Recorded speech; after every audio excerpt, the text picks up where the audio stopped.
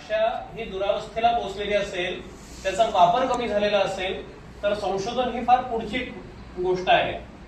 म्हणजे त्यासाठी तुम्हाला एक आदर्श जी चौकट असते, आदर्श वातावरण असतं, ते या अभिजाततेच्या दर्जामुळे दिले गेलेलं आहे.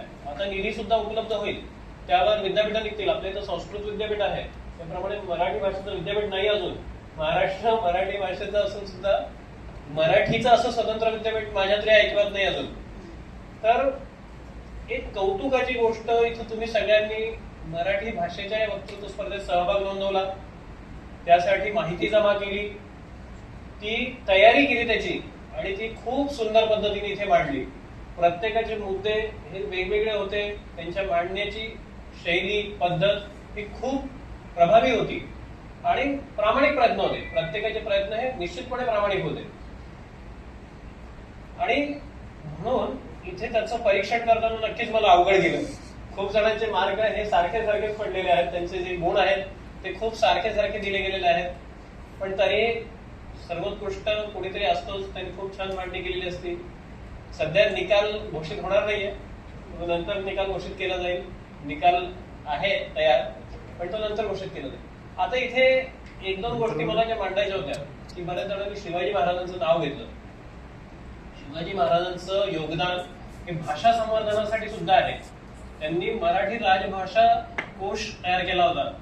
म्हणजे बघा की एखादा शासक जो असतो, जो राजा होता आपला, त्याचं नाव उगीच नाहीये. त्यांनी फक्त लढाया लढल्या आणि कोणासोबत तरी आपलं राज्य वाढवायचा विस्ताराचा प्रयत्न केला असं नाहीये.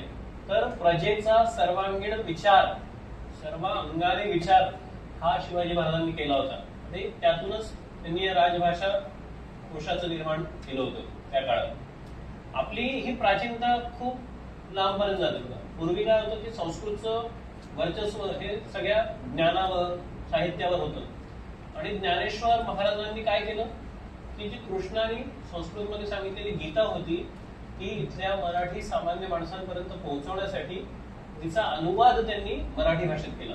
भावार्थ दीपिका, आपण जिला आज ज्ञानेश्वरी म्हणून ओळखतो. की हे जे ज्ञान आहे ते एका ठराविक वर्गापुरतं मर्यादित होतं, मात्र ते सर्वसामान्यांपर्यंत पोहोचलं पाहिजे याच्यासाठी ज्ञानेश्वरांनी प्रयत्न केले. ते ज्ञानेश्वरीतून आपल्याला आजही समजतं. आणि तीच परंपरा पुढे ज्ञानेश्वर असतील, तुकाराम असतील, एकनाथ असतील, जी काही संत परंपरा आहे बघा. आपण तुम्हाला जर इतिहास आठवत असेल, तुम्ही जर मराठी भाषेतून शिकला असाल, तर त्यात प्रबोधन काळाचं बद्दल दिलेलं आहे की आपल्यावर 700-800 वर्ष परकीय सत्ता होती. आधी मुघलांनी आपल्यावर कितीशे तरी वर्ष, 500 वर्ष राज्य केलं. त्यानंतर ब्रिटिश आले, ब्रिटिशांनी आपल्यावर राज्य केलं.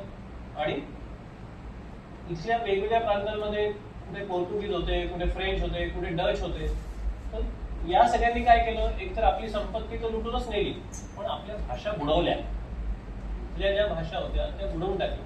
मग इथे उर्दू, फारसी, अरेबिक आणि इंग्रजी, फ्रेंच या भाषांचं वर्चस्व प्रस्थापित करायला सुरुवात केली. आता भाषा का टिकवायची बघा. आपण केवळ महाराष्ट्रात राहतो म्हणून भाषा टिकवायची एवढं महत्वाचं नाहीये. आपले सगळे सणवार असतील, आपली संस्कृती असेल, आपली लोकगीतं असतील, आपली जगण्याची जी कला आहे, पद्धत आहे, परंपरा आहे, ती आपल्या भाषेतून आपल्याला समजते. आता आपली जी कुटुंब पद्धती आहे, आपल्या घरी आजी आजोबा किती जणांच्या घरी राहतात, थोड्या जणांच्या घरी आता आजी आजोबा असतील आणि ते आपल्याला गोष्टी सांगत असतील. पूर्वी घरोघरी एकत्रित कुटुंब पद्धती होती, त्याच्यामुळे सण का साजरे करायचे, या सणाचं महत्व काय, हे सगळं ते आजी आजोबा आपल्या पुढच्या पिढ्यांना सांगायचे. आज काय होतंय की हा दोष मी माझ्या समकालीन पिढ्यांना देईल. एक जे पद्धत रुजू झाली की इंग्रजीतून शिक्षण द्यायचं, त्याच्यामुळे काय झालं की आपली मातृभाषा आहे मराठी, आपले आजी आजोबा, आपले आई वडील, आपण हे सगळे मराठी मातीत जन्माला आलेलं. आणि मग काय होतं की कोणतीच भाषा नीट येते. कोणत्याही भाषेवर जेव्हा प्रभुत्व मिळवायचं असेल तुम्हाला, तेव्हा आधी आपली मातृभाषा ही पक्की असली पाहिजे. मातृभाषा पक्की असेल तर आपण इतर भाषा शिकत जातो. आता इथं बऱ्याच जणांनी अपेक्षा व्यक्त करताना काय सूचना केल्या किंवा न्यायपालिकेचं कार्य मराठीतून असलं पाहिजे, हे सुरू झालेलं आहे. प्रशासनाचं काम मराठीतून असलं पाहिजे, ते देखील सुरू झालेलं आहे.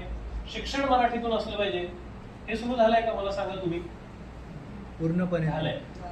आपल्या इथे प्रथम वर्षाला जे प्रवेश घेतात त्यांना मराठी भाषेतून प्रश्नपत्रिकेचे उत्तर लिहिण्याचं मुभा देण्यात आलेली आहे शासन स्तरावर. त्याच्यामुळे आपण स्वतःला आता ह्या सगळ्या गोष्टींबद्दल अवगत केलं पाहिजे.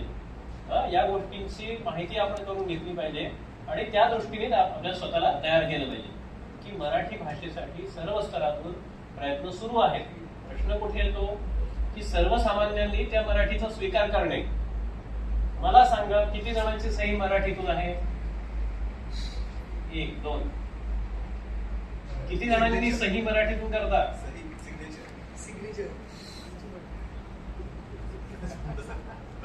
माझी सही पासपोर्टवर देखील मराठीत आहे. मी बरोबर ना उदाहरण नाही उभं राहावं. शिक्षणासाठी सुद्धा महाराष्ट्राने त्रिभाषा सूत्र स्वीकारलेलं. म्हणजे साधारण प्राथमिक शिक्षण हे मराठीतून असलं पाहिजे. माझ्या दोन्ही मुलांना मी मराठीतून टाकलं. त्यानंतर ते सेमी इंग्लिश असा प्रवास करत 10वीतून इंग्लिश माध्यमातून माझा मुलगा नागपूर विभागातून मेरिटमध्ये आलेला. तर सांगायचं गोष्ट ही की आपल्याला सहभाग घ्यावा लागेल. शासन स्तरावरून यासाठी खूप सारे प्रयत्न केले जात आहेत. पण जोपर्यंत जनता मनापासून याला सहकार्य करत नाहीत या प्रयत्नांना, तोपर्यंत मराठी भाषेत आपण बोललो याबद्दलच एकमेकांचं कौतुक करत राहू शकतो. मराठी भाषेतून शिक्षणाचा देखील प्रयत्न हा सगळ्या स्तरावरून चालू आहे. केंद्र स्तरावरून देखील आपली जी मातृभाषा आहे त्या मातृभाषेतून शिक्षण व्हावं आणि त्यातून सगळं ज्ञान उपलब्ध व्हावं यासाठी सातत्याने प्रयत्न सुरू आहेत. ते लवकरच होईल. अभियांत्रिकीचं शिक्षण आणि वैद्यकीय शिक्षण देखील पुढच्या काही वर्षातच हे मिळायला लागेल सगळ्यांना. फक्त आता गरज आहे ती आपण प्रतिसाद देण्याची. एवढ्या अपेक्षेसह बोलणं संपवतो. धन्यवाद.